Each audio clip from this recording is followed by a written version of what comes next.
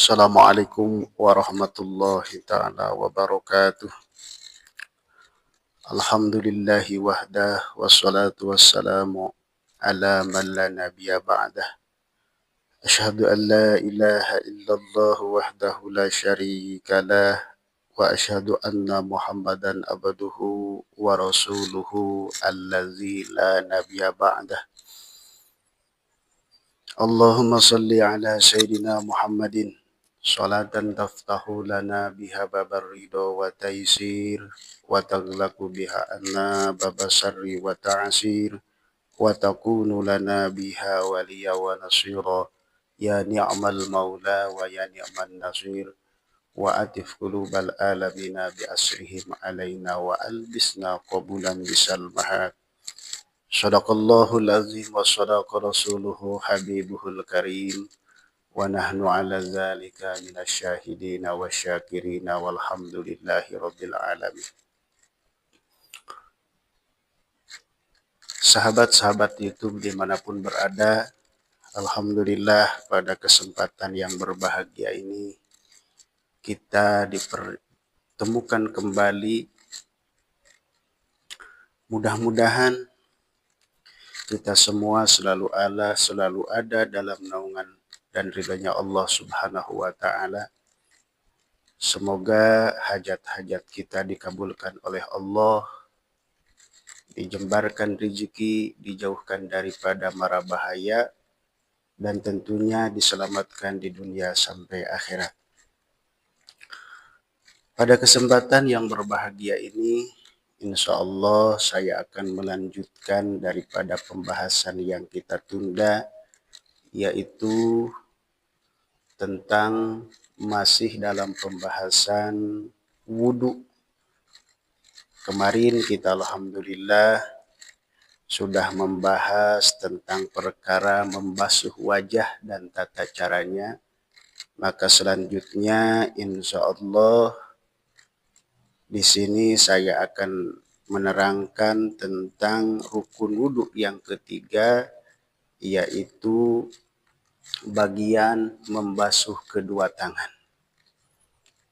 Sahabat-sahabat YouTube yang mana telah kita ketahui dan telah dibahas di video yang lalu bahwasanya keutamaan daripada berwudu, Rasulullah Shallallahu Alaihi Wasallam bersabda, barang siapa yang membasuh kedua tangannya, maka kejelekan-kejelekan yang pernah dilakukan oleh kedua tangannya Allah hapuskan dan Allah ganti dengan kebaikan.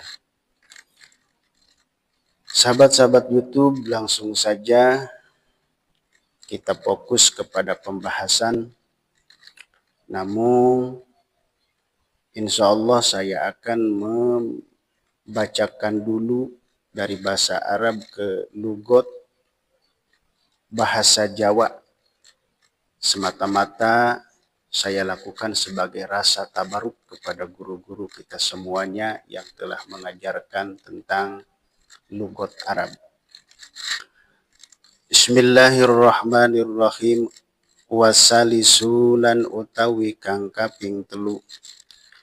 Ghuslul yadaini iku ngumbah tangan roro. Ma'al mirfaqaini serta sikut roro. Wa yajibulan wajib ghuslu sya'ri opo ngumbah rambut. Annabiti kang cukul alaihi ma ingatan seyadain. Zohiron ingang dalam dohire wa batinan lan ing dalam batine. Wa in kasuro lan sanajan akeh iya sya'ru. Wa tola lan dawa iya sya'ru. Wa ghuslu sil'atihima lan wajib opo ngumbah uci-uci karone yadain. Wa in tolat lan sanajan dawa iya sil'at. Wa rabi'u wallahu a'lam bimurad bizalik. Alhamdulillah, tadi telah kita saksikan dengan secara seksama bahwasanya dari pengalihan bahasa Arab dialihkan kepada bahasa lugat Jawa dan seterusnya insya Allah kita sama-sama akan mengalihkan kepada bahasa Indonesia. Bismillahirrahmanirrahim. Wasalisu ghuslul yadain. Dan adapun rukun wudu yang ketiga, ghuslul yadaini, yaitu membasuh kedua tangan. Ma'al mirfaqaini, disertai sikut duanya. Nah, rukun wudu yang ketiga yaitu membasuh tangan. Sampai mana disertai kedua sikutnya. Alhasil, ketika kita berwudu pas di bagian membasuh tangan, maka wajib hukumnya membasuh tangan harus disertai dengan sikutnya. Sekarang bagaimana kalau kita berwudu pas bagian membasuh tangan, basuhan tangannya tidak mencapai sikut, maka otomatis itu wudunya tidak sah. Adapun wudunya tidak sah, maka haram hukumnya melaksanakan sholat, haram hukumnya melaksanakan bacaan Quran, haram hukumnya melaksanakan tawaf, dan lain sebagainya. Sekali lagi, jadi rukun wudu yang ketiga yaitu membasuh kedua tangan disertai sikutnya. Sekarang ada pertanyaan, bagaimana orang yang tangannya buntung? Nah, tinggal sepotong, misalkan ininya buntung, atau pergelangan tangannya buntung, tinggal sepotong. Nah, au qadruhu ma in fakida bi'tibari ghalibi amsalihi.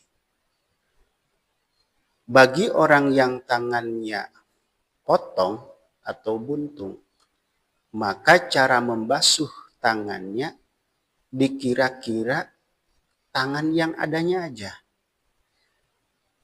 Misalkan ini tangan, terus tangannya potong, yang dibasuh yang adanya aja.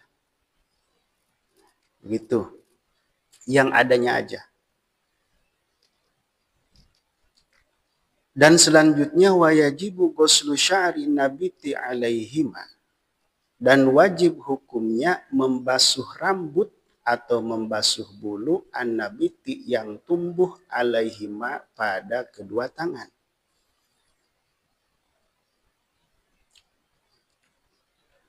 Zahiron wa batinan, membasuhnya wajib luar dan dalam.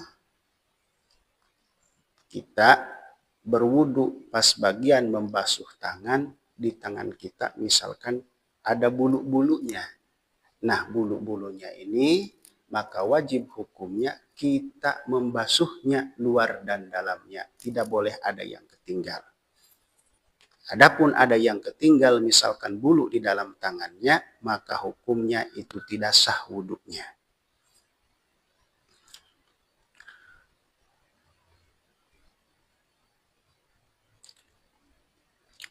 Wa in kasura wa tola, bagaimana kalau bulunya banyak? Seperti bulu monyet, seperti bulu kera, seperti kera sakti mungkin ya. Ada orang yang bulu-bulu tangannya misalkan banyak, panjang semua seperti bulu kera, naudzubillah min dzalik. Nah, maka hukumnya wajib itu bulu-bulu yang tumbuh di tangan wajib dibasuh luar dan dalamnya. Mesti itu harus dibasuh.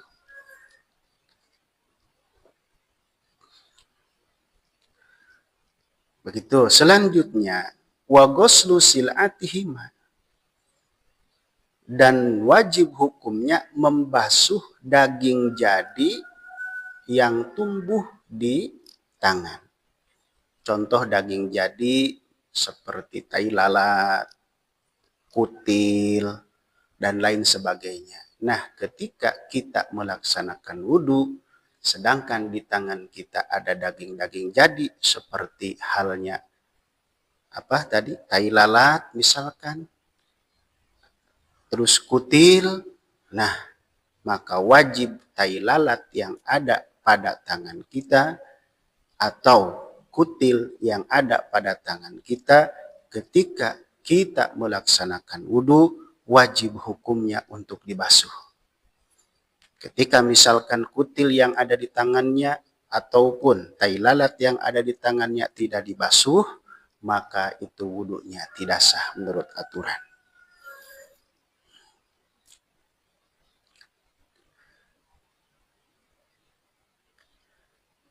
Timbul lagi pertanyaan, bagaimana bagi orang yang jari tangannya luar daripada adat kebiasaan.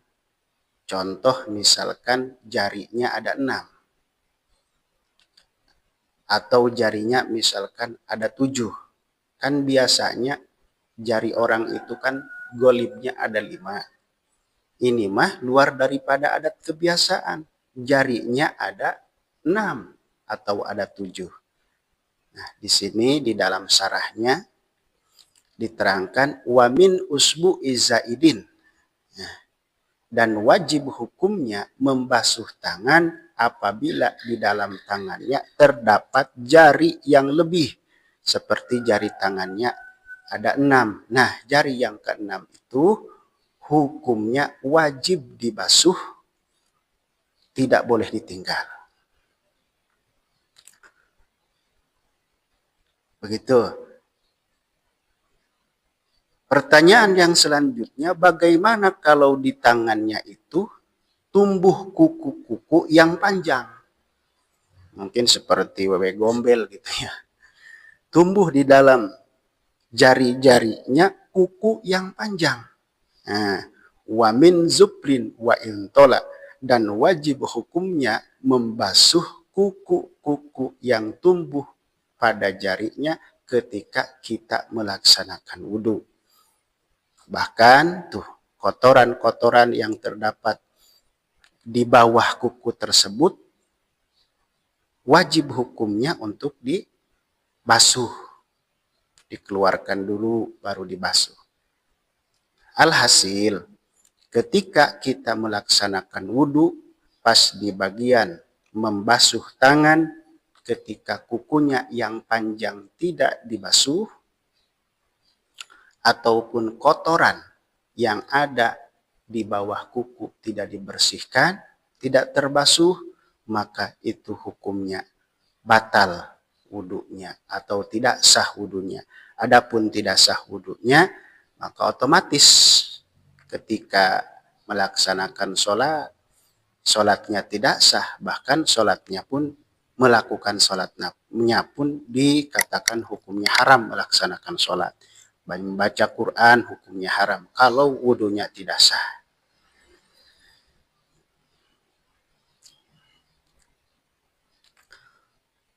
Gitu. Jadi kita ringkas secara pembahasan. Rukun wudhu yang ketiga yaitu membasuh kedua tangan. Membasuh kedua tangannya sampai kepada sikutnya, sampai kepada ini. Dan sunahnya mah lewat sikut ke atas sedikit. Adapun kepada sikutnya itu dihukuman wajib atau fardu. Dan wajib membasuh segala yang ada pada tangan. Segala yang ada pada tangan. Contoh tadi seperti di tangan kita ada tai lalat misalkan. Terus ada kutil. Terus kukunya pada panjang. Terus di bawah kukunya ada kotoran-kotoran. Maka ketika kita melaksanakan wudhu pas bagian membasuh tangan itu semua harus terbasuhi. Kalau tidak terbasuhi maka hukumnya pun tidak sah wudhunya. Adapun tidak sah wudhunya maka haram kita melaksanakan sholat, haram hukumnya kita membaca Al-Quran. Begitu. Nah, pembahasan wudhu mungkin sekilas cukup sekian.